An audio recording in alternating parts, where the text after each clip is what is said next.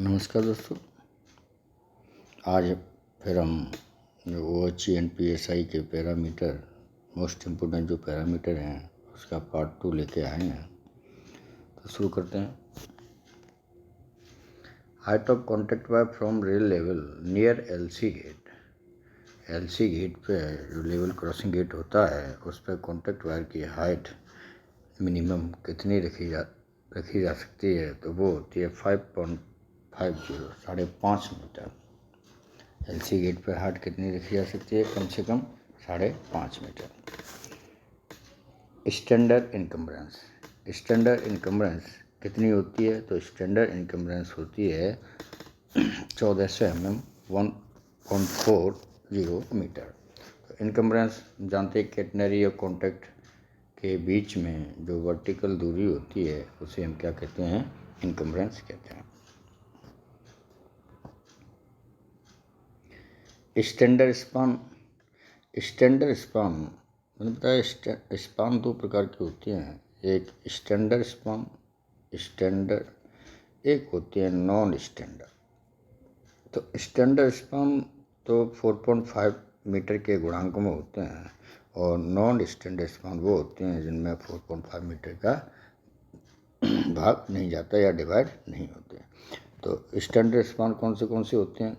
72 metre ये maximum होता है, 67.5 मीटर, 63 मीटर, 58 मीटर, 54 मीटर, 49.5, 45, 40, 36, 31, 27, 22, 18, ये सब क्या है? स्टैंडर्ड स्पान है। The difference between consecutive span length, तो दो स्पानों के बीच में कितने के अंतर कितने से अधिक नहीं होना चाहिए। जैसे एक स्पान ये है, एक स्पान ये है, तो इनका जो अंतर है वो 18 मीटर से अधिक नहीं होना चाहिए। 18 metre. Next, the minimum span length of uninsulated overlap. जो इन इंसुलेटेड ओवरलैप होता है उसमें मिनिमम स्पान कितने मीटर का होता है? तो वो होता है 54 मीटर, 54 मीटर का। लेंथ ऑफ स्वीपिंग जोन, तो जो स्वीपिंग जोन होती है वो कितना होता है? 4 से 6 मीटर। टर्नआउट वाली लोकेशन पर, टर्नआउट के साइड में जो स्वीपिंग जोन बनती है वो 4 से 6 मीटर तक होनी चाहिए।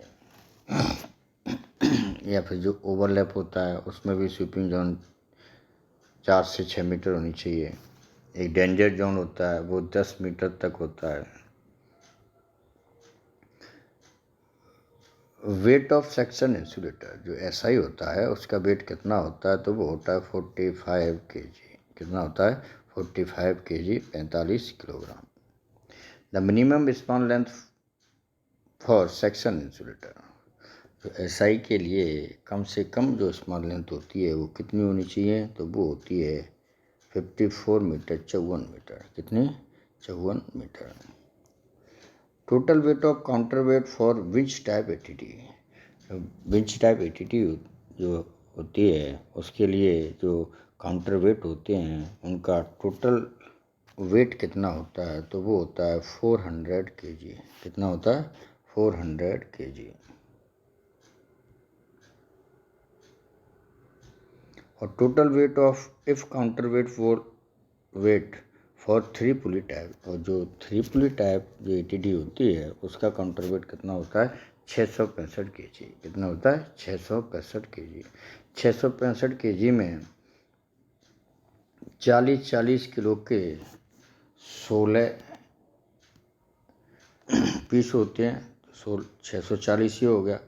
और एक 20 किलो का एक पीस होता है और एक 5 किलो का एक। तो ये टोटल मिला के कितने होते हैं? 665 kg। तो टोटल जो काउंटर वेट के जो पीस होते हैं वो कितने होते हैं? 16, 17, 18 पीस होते हैं। और कितने कितने होते हैं, 40 किलो के 16, 20 किलो का 1 और 5 किलो का 1। Ratio of बिंच type ATT, बिंच type ATT का जो रेशियो होता है वो कितना होता है, तो वो होता है 5:1, 5:1। और 3 पुली टाइप एटीटी का रेशियो कितना होता है, 3:1। कितना होता है, 3:1।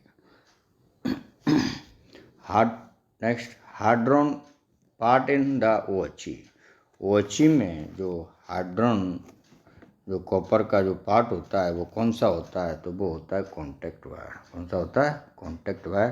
कॉन्टैक्ट वायर के अलावा एक और होता है ड्रॉपर, जो होते हैं वो भी हार्ड्रॉन कॉपर के बने होते हैं। Mechanical advantage in is the ratio of, तो जो रेशियो का मैकेनिकल एडवांटेज होता है वो क्या होता है, वो होता है लोड ऑफ एफर्ट। क्या होता है, load of effort. Mechanical advantage of winch type ATT, winch type ATT में मैकेनिकल एडवांटेज कितना होता है, तो वो 5 होता है।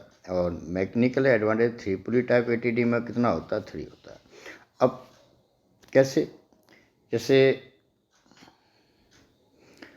3 पुली टाइप में, 3 पुली में जो वेट होता है वो 665 kg लटकाया जाता है, और जो टेंशन होती है वो 2000 kg होती है। कितनी होती है, 2000 kg। तो जो 2000 kg है उसमें 665 से हम डिवाइड करें हैं तो ये लगभग 3 के बराबर आती है। तो इसमें जो मैकेनिकल एडवांटेज है 3:1 होता है। कितना होता है, 3:1। ऐसे ही विंच टाइप एटीटी में 5:1 होता है।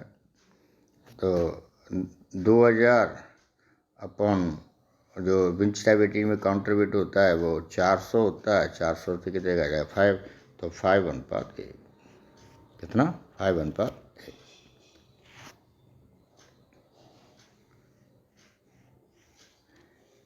Average life of contact wire, contact wire की जो एवरेज लाइफ होती है वो कितनी होती है, वो 25 ईयर्स दिया है, अब 40 ईयर्स होती है। कितनी होती है, 40 साल बाद कॉन्टैक्ट वायर को चेंज किया जाता है। टाइप ऑफ कैंटिलीवर असेंबली, जो कैंटिलीवर असेंबली होती है वो किस प्रकार की होती है, तो वो होती है स्विलिंग टाइप की। कैसी, स्विलिंग टाइप की, बाएं दाएं और ऊपर नीचे भी ये गति करती है, ऐसे का स्विलिंग टाइप की। Location of C jumper from support, जो सी जंपर होता है वो सपोर्ट से कितनी दूरी पर लगाया जाता है, तो उसमें 2.5 मीटर दिया है। ये 2.5 मीटर ना होकर 5.6 मीटर होता है। कितना होता है, 5.6 मीटर। डिस्टेंस बिटवीन 2 सी जंपर, 2 सी जंपरों के बीच की दूरी कितनी होती है, तो 2 सी जंपरों के बीच की दूरी 350 से लेकर 400 मीटर तक की होती है। कितने, तो एक टेंशन लेंथ में कितने सी जंपर लगाते हैं, तो एक टेंशन लेंथ में 3 सी जंपर लगाए जाते हैं। एक तो जहाँ अपना ए होता है वहाँ लगाते हैं, और एक टेंशन लेंथ से इधर 350 मीटर, इधर 350 मीटर। तो एक टेंशन लेंथ में 3 सी जंपर ही लगाए जाते हैं। Location of G jumper, G jumper कहाँ कहाँ लगाई जाती हैं, जी जंपर की कौन सी लोकेशन होती हैं, तो अनइंसुलेटेड ओवरलैप में जी जंपर लगाया जाता है, क्रॉस आउट टर्न आउट में जी जंपर लगाया जाता है, और क्रॉस ओवर में जी जंपर लगाया जाता है। तो जी जंपर कहाँ कहाँ हो गए, एक तो UIOL में, या फिर एक क्रॉस ओवर में, या फिर टर्न आउट में ये जी जंपर लगाए जाते हैं। Location of F jumper, F jumper की लोकेशन कौन सी होती है, एफ जंपर कहाँ लगाए जाते हैं, तो ये लगाए जाते हैं इंसुलेटेड ओवरलैप में, IOL में। कहाँ क्या लगाए जाते हैं, एफ जंपर लगाए जाते हैं। Stagger of contact wire on tangent track, tangent track पर कॉन्टैक्ट वायर में स्टेगर कितना रखा जाता है, तो वो होता है ±200 mm। और stagger of contact wire on curve track में कितना रखा जाता है, ±300 mm। तो ये तो है कन्वेंशनल ओएचई में। कौन से में, कन्वेंशनल ओएचई में ये टेंजेंट पे ±200 और कर्व में ±300। यदि यही ओएचई हाई राइज ओएचई होती तो टेंजेंट पे तो हम रखते ±150 mm और कर्व में रखते ±250 mm।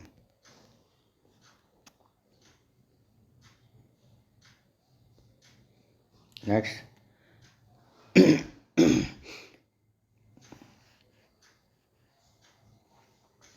Stagger of catenary wire in curve track. तो जो कर्व ट्रैक पर कैटनरी में जो स्टेगर दिया जाता है वो कितना होता है, ±100 mm। कितना, ±100। और टेंजेंट ट्रैक पे कितना रखा जाता है, कर्व टेंजेंट ट्रैक पे कैटनरी स्टेगर वो 0 रखा जाता है। कितना रखा जाता है, 0। Stagger at section insulator, S I जो स्टेगर रखा जाता है वो 0 रखा जाता है, पर ±100 तक हम रख लेते हैं। कितना, ±100। Minimum study clearance on main line. Main line पर कम से कम स्टडी क्लियरेंस कितना रखा जाता है, तो वो होता है 250 mm। स्टडी क्लियरेंस मैंने बताया था कि जो BFB स्टडी आर्म होती है, उस BFB स्टडी आर्म यहाँ जो कॉन्टैक्ट स्विल पकड़ती है, तो कॉन्टैक्ट वायर से लेके और RT तक के बीच की दूरी जो क्या कहलाती है, स्टडी आर्म कहलाती है। तो मेन लाइन पर कितनी होती है, 250 mm। और यही स्टडी क्लियरेंस लूप लाइन या यार्ड में पूछते हैं तो 150 mm 180 mm तक रखा जा सकता है। लोकेशन एडजस्टेबल ड्रॉपर, जो एडजस्टेबल ड्रॉपर लगाए जाते हैं वो कौन सी लोकेशन पर लगाए जाते हैं, तो वो किस में लगाए जाते हैं, एसआई में लगाए जाते हैं। किसमें, सेक्शन इंसुलेटर में। सेक्शन इंसुलेटर को लेवलिंग करने के लिए क्या एडजस्टेबल ड्रॉपर लगाए जाते हैं। Another name of register arm dropper, जो register arm dropper RT dropper जो होता है, रेस्टर्म आर्म ड्रॉपर जो है उसके दूसरे नाम का वो 7 mm ड्रॉपर। कितना, 7 mm dropper. Current carrying capacity of single pole isolator 600 ampere. जो सिंगल पोल आइसोलेटर होते हैं उसकी करंट केयर कैपेसिटी कितनी होती है, 600 एम्पियर। और current care capacity of double pole isolator उसकी कितनी होती है, 800 एम्पियर। जो आइसोलेटर होते हैं वो एक तो सिंगल पोल आइसोलेटर होता है, एक डबल पोल आइसोलेटर होता है और एक ट्रिपल पोल आइसोलेटर होता है। तो single pole isolator 600 ampere, double pole isolator 800 ampere. Tension length of regulated OHE की टेंशन लेंथ कितनी होती है, तो वो होती है 1600 मीटर। इसमें 1600 मीटर है पर अब 1500 मीटर आती है। कितनी, 1500 metre. Tension length of unregulated OHE की कितनी होती है, 2000 मीटर। कितनी, तो रेगुलेटेड की 1500 या 1600 और अनरेगुलेटेड ओएचई की 2000 metre.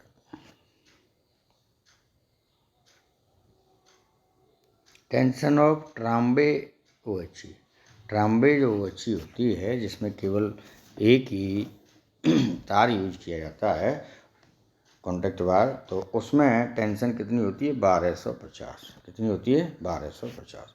Maximum tension length of regulated OHE में मैक्सिमम टेंशन लेंथ कितनी होती है, वो होती है 2000 kg, 1000 कॉन्टैक्ट में और 1000 कैटनरी में। Maximum tension of unregulated OHE, तो अनरेगुलेटेड ओएचई में जो टेंशन होती है वो कितनी होती है, 3000 kg, 1300 होती है कैटनरी में और 1700 होती है कॉन्टैक्ट में। तो 3000 kg अनरेगुलेटेड ओएचई में होती है और 2000 kg रेगुलेटेड ओएचई में। Tension of aluminium catenary wire, ये पहले यूज होते थे एल्यूमिनियम वाले कैटनरी कॉन्टैक्ट वायर। तो एल्यूमिनियम कॉन्टैक्ट वायर में कैटनरी वायर में जो टेंशन होती है वायर पे 800 kg होती थी और जो कॉन्टैक्ट वायर में होती थी वो 1200 kg होती थी। टेंशन ऑफ क्रॉस फीडर बार, जो क्रॉस फीडर बार होता है उसमें टेंशन कितनी होती है, तो वो होती है 400 kg। कितनी होती है, 400 kg। Runner length of section insulator, section insulator SI में जो रनर लगे होते हैं उसकी लेंथ कितनी होती है, तो वो होती है 2.12 मीटर, 2.12 मीटर।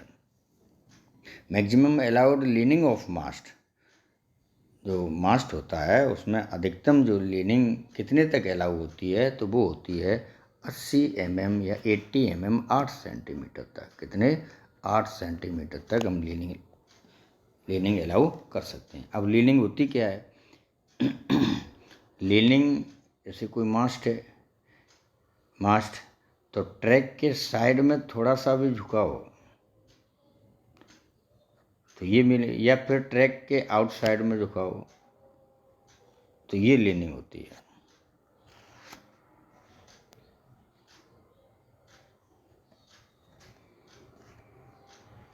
अलाउड प्री सेग, तो प्री सेग कितना अलाउ होता है, तो प्री सेग होता है 100 mm। कितना, 100 mm।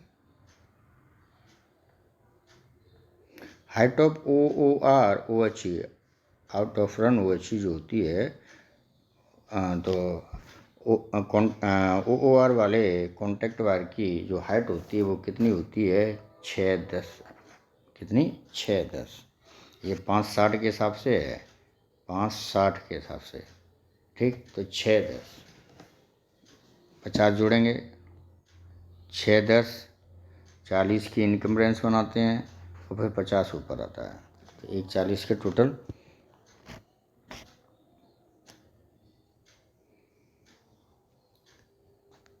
डेप्थ ऑफ के सीरीज मास्ट, के सीरीज मास्ट की जो डेप्थ होती है वो कितनी होती है, 300 mm। कितनी, 300 mm।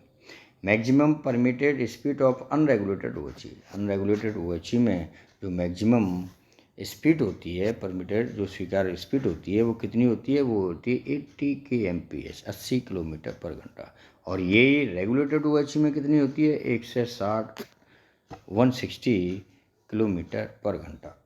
Maximum permitted speed of Trombay OHE में कितनी होती है, वो 80 होती है। कितनी होती है, 80 किलोमीटर। तो अनरेगुलेटेड में भी 80 किलोमीटर पर घंटा, रेगुलेटेड OHE में 160 किलोमीटर पर घंटा, और ट्राम्बे OHE में 80 किलोमीटर पर घंटा। Soil bearing capacity of B type foundation, जो बी टाइप फाउंडेशन होते हैं उसकी सोल बीयरिंग कैपेसिटी कितनी होती है, तो 11,000 किलोग्राम पर मीटर स्क्वायर। ऐसी soil bearing capacity of BG type foundation में भी 11,000 ही होती है। Soil bearing capacity of MG type foundation ये होती है 5500 kg पर metre square. Soil bearing capacity of RBC type foundation ये होती है 16,500 kg पर metre square. Soil bearing capacity of RWBC type foundation 8,250 kg पर metre square. Maximum rated value of discharge rod, जो डिस्चार्ज रोड की अधिकतम जो करंट सहने की क्षमता होती है वो कितनी होती है, 6,250, 6250 एम्पियर पर सेकेंड। कितना, 6250। Periodicity of retention of unregulated OHE, जो अनरेगुलेटेड OHE होती है उसके रिटेंशनिंग करने की जो पीरियोडिसिटी होती है वो कितनी होती है, कि ईयरली एंड सीजनली, वार्षिक और सीजनली। रिटेंशनिंग क्या कहते हैं, इससे जो अनरेगुलेटेड OHE होती है, कौन सी, अनरेगुलेटेड OHE। अनरेगुलेटेड OHE में क्या है कि दोनों एक OHE के दोनों सिरे फिक्स होते हैं, इनमें PWA बैलेंस वेट एंकर नहीं होते। तो ये क्या है, इन्हें या तो ईयरली इसमें टेंशन फिर दी जाती है या फिर सीजनल के हिसाब से इसमें रिटेंशनिंग की जाती है। रिटेंशनिंग का मतलब इस पर लोड लेके इसको दोबारा से टेंशन में लाया जाता है। लोकेशन ऑफ जेड बॉन्ड, जो जेड बॉन्ड लगाए जाते हैं वो कहाँ लगाए जाते हैं, या जेड बॉन्डों की लोकेशन कहाँ होती है, तो वो होती है with in the track circuit area at glue joint. जो अपना स्टेशन एरिया होता है उसमें ट्रैक सर्किट जो बना होता है उसमें ग्लू जॉइंट पर क्या लगाए जाते हैं, जेड बॉन्ड लगाए जाते हैं। उस जेड, जैसे ये ग्लू जॉइंट लगा हुआ है और ये हम एक जेड बॉन्ड लगाते हैं, तो ये जेड बॉन्ड पहले ये अपनी नेगेटिव रेल है, ये पॉजिटिव रेल है। अब जैसे ही जेड बॉन्ड लगाएंगे तो जेड बॉन्ड लगाने से क्या होगा, अपनी नेगेटिव रेल ये हो जाएगी और पॉजिटिव रेल ये हो जाएगी। तो ये जेड बॉन्ड कहाँ लगते हैं, जो ट्रैक सर्किट एरिया होता है वहाँ ग्लू जॉइंट, इंसुलेशन जो जॉइंट होता है वहाँ पर जेड बॉन्ड लगाए जाते हैं। लोकेशन ऑफ इंटरट्रैक बॉन्ड मतलब आईटी बॉन्ड कहाँ लगाए जाते हैं, कि एक तो एलसी गेट पर लगाए जाते हैं, and with in station limit, जो स्टेशन की जो लिमिट एरिया होती है वहाँ आईटी बॉन्ड लगाए जाते हैं। इंटरट्रैक बॉन्ड, आईटी बॉन्ड लगाए जाते हैं। द डिस्टेंस बिटवीन और आईआर बॉन्ड, जो आईआर बॉन्ड होते हैं वो उनके बीच की, दो आईआर बॉन्डों के बीच की दूरी कितनी होती है, तो वो 350 से लेकर 400 मीटर तक होती है। कितने, 350 से मीटर 400 मीटर तक। Maximum immediate length of mast, जो मास्ट की जो इमीडिएट लेंथ मतलब जो फाउंडेशन में मास्ट जितना नीचे अंदर जाता है वो मिनिमम कितनी होती है, तो 1/8। मास्ट की हाइट का 1/8 होता है, तो मास्ट में तो 1.35 लेते हैं। कितना रखते हैं, 1.35, और पोर्टल में 1.45 मीटर रखते हैं। Track separation range, track separation मतलब टीएस, टर्नआउट पे जो ट्रैक सेपरेशन होता है टीएस होता है वो कितने से होता है, कितना रखा जाता है, 150 से लेकर 700 mm। कितना होता है, 150 से लेकर 700 mm। The length of buried rail in A sub station, जो सब स्टेशन में जो बरीड रेल लगाई जाती है उसकी लेंथ कितनी होती है, तो वो होती है 13 मीटर। कितनी होती है, 13 मीटर। जो टीएसएस या फिर एसपी में एक बरीड रेल लगाई जाती है बाहर ट्रैक के पैरेलल में, तो वो कितनी मीटर की होती है, 13 मीटर की। Effect of rise in temperature in regulated OHE, regulated OHE में टेम्परेचर बढ़ने से क्या इफेक्ट होता है, तो जब टेम्परेचर बढ़ेगा तो एक्स और वाई वैल्यू डिस्क्रीज होंगी, कम होगी। टेम्परेचर बढ़ेगा तो क्या होगा, एक्स और वाई वैल्यू कम होंगी। Location of 3 kV disc insulator, 3 kV disc insulator कहाँ लगाए जाते हैं, तो वो आरसी सस्पेंशन पर। कहाँ, आरसी रिटर्न करंट के जो सस्पेंशन होते हैं वहाँ पर 3 kV डिस्क इंसुलेटर लगाए जाते हैं। Maximum number of OHE allowed for TTC, जो ओएचई में जो टीटीसी लगाए जाते हैं वो कितने नंबर तक लगाए जाते हैं, तो वो होते हैं 2।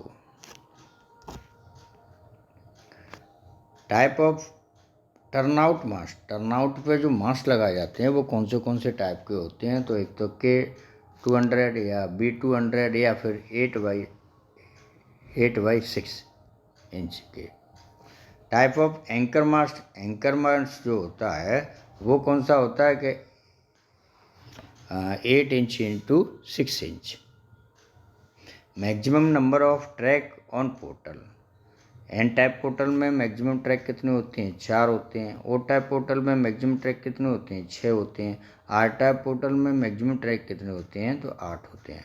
तो एन में 4, ओ में 6 और आर में 8 होते हैं। क्रॉस सेक्शन ऑफ अपराइट, अब ये अपराइट क्या होता है, जो पोर्टल होता है, जो पोर्टल होता है तो पोर्टल में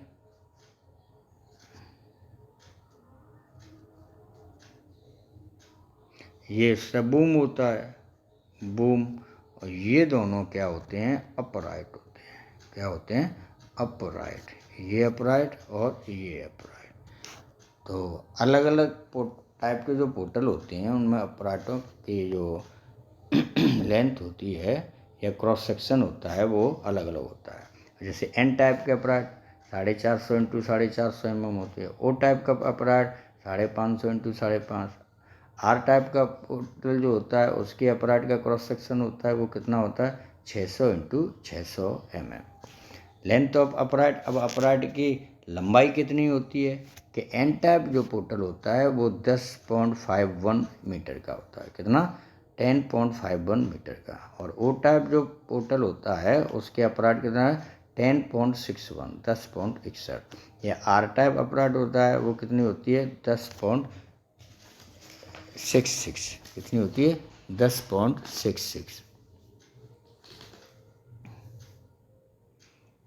सॉरी, आर टाइप का होता है 11.60 होता है। अब 11.60 आर टाइप वाला।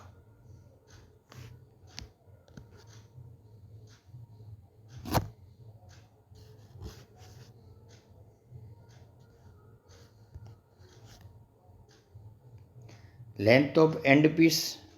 एंड पीस क्या होते हैं कि एंड पीस जैसे ये जो बूम है ये अपराइट हैं तो बूम के 3 हिस्से होते हैं। ये पहला और ये तो होते हैं एंड पीस। कौन से होते हैं एंड पीस। और बीच वाला होता है सेंटर पीस। और ये पूरे को बोलते हैं हम बूम। क्या बोलते हैं बूम। तो बूम के 3 पार्ट होते हैं एंड पीस 2 एंड पीस और एक सेंटर पीस। तो इसमें यही पूछा है कि लेंथ ऑफ एंड पीस कितने। तो एंड टाइप वाला जो पोर्टल होता है उसके एंड पीस कितने के होते हैं कि 5.38। कितने 5.38। और दूसरा जो एंड पीस होता है इसका वो होता है 5.88। कितना 5.88। ओ टाइप वाले का कितना होता है कि ओ टाइप का होता है 10.55 मीटर। कितना 10.55 मीटर। और या फिर दूसरा होता है 11.05 मीटर। 11.05 मीटर। और आर टाइप वाले का कितना होता है। आर टाइप वाले का होता है 11.55 दिया है 11.60 है। 11.55 से लेके और 12.05। कितना 12.05 या 12.10 होता है इसका।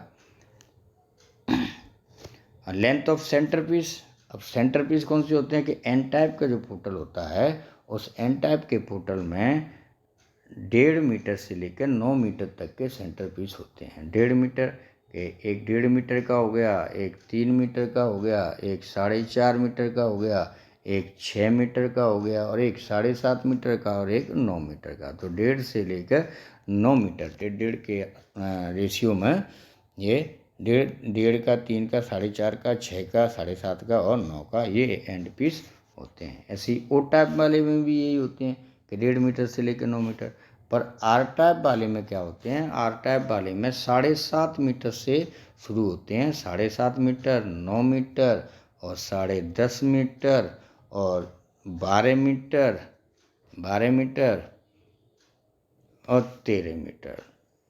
ये 7.5 से 12 ही दिया है, 13 भी होता है। तो ये इसके सेंटर पीस होते हैं।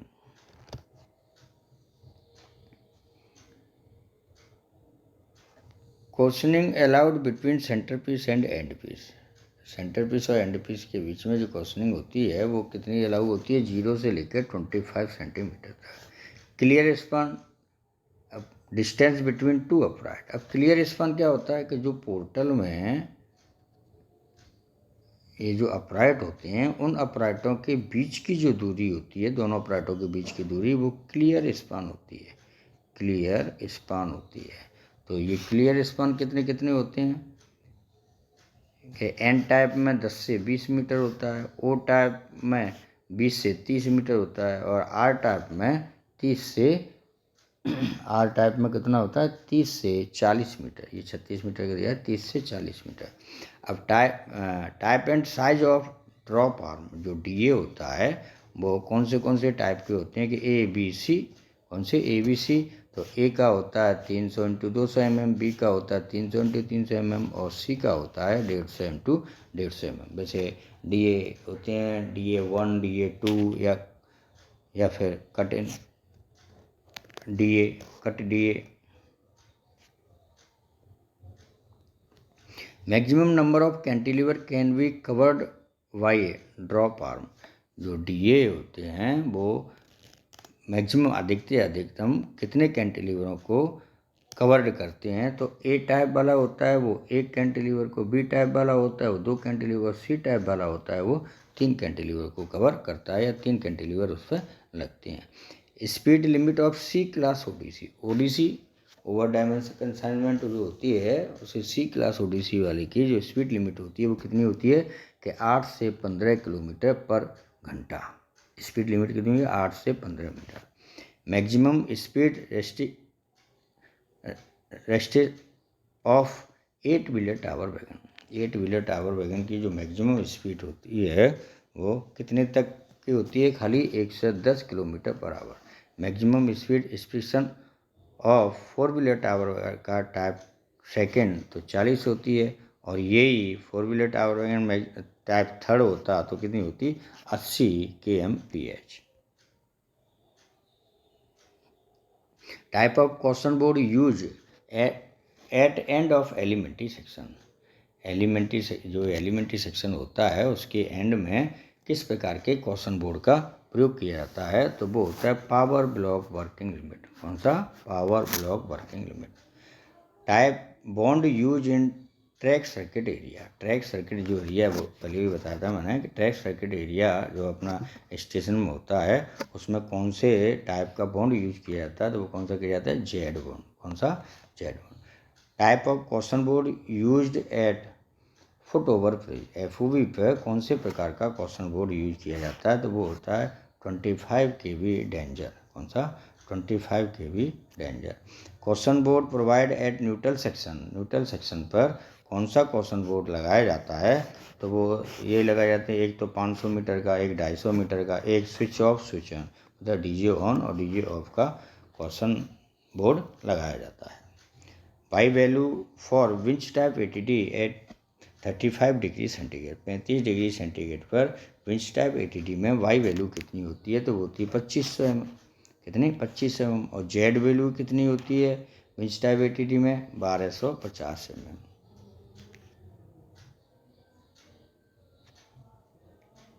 अब ये 3 पुली टाइप ATD में वो 35 डिग्री सेंटीग्रेड तो वाई वैल्यू हो जाती है 2300।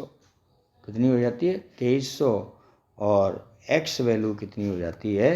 1300। अब जो नई 1300 पहले कितनी होती थी? 1050। तो 35 डिग्री सेंटीग्रेड पर 3 पुली में एक्स होता है 1300 mm और वाई होता है 2300 mm।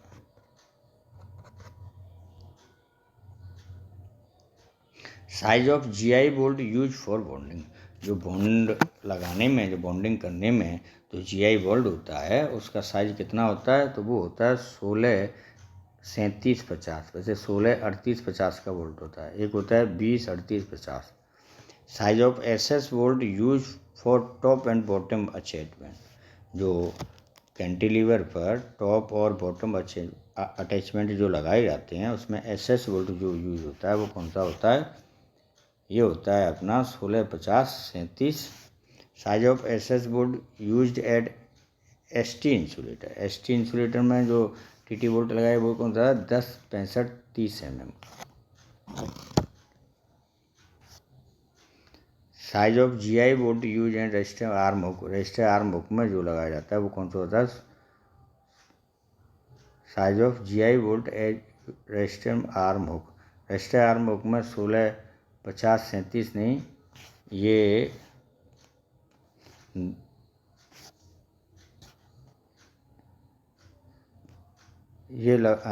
इसमें ये वाला नहीं लगता, इसमें 10 50 से नहीं 10 mm वाला लगता है, ये इसका गलत है।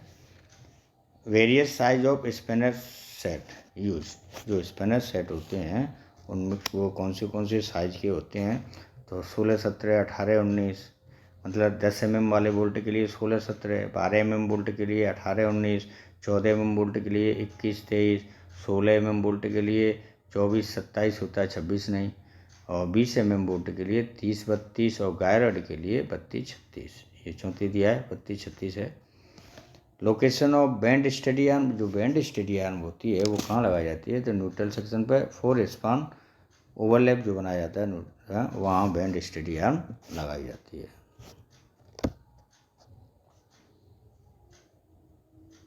Type of neutral section length, जो न्यूट्रल सेक्शन होते हैं वो कौन सी उनकी लेंथ कितनी कितनी होती है? तो ओवरलैप टाइप जो न्यूट्रल सेक्शन होता है वो 41 का होता है। पीटीएफई टाइप जो होता है 2.968 मीटर का होता है, और सेक्शन इंसुलेटर क्या होता है? ये 45 मीटर का होता है।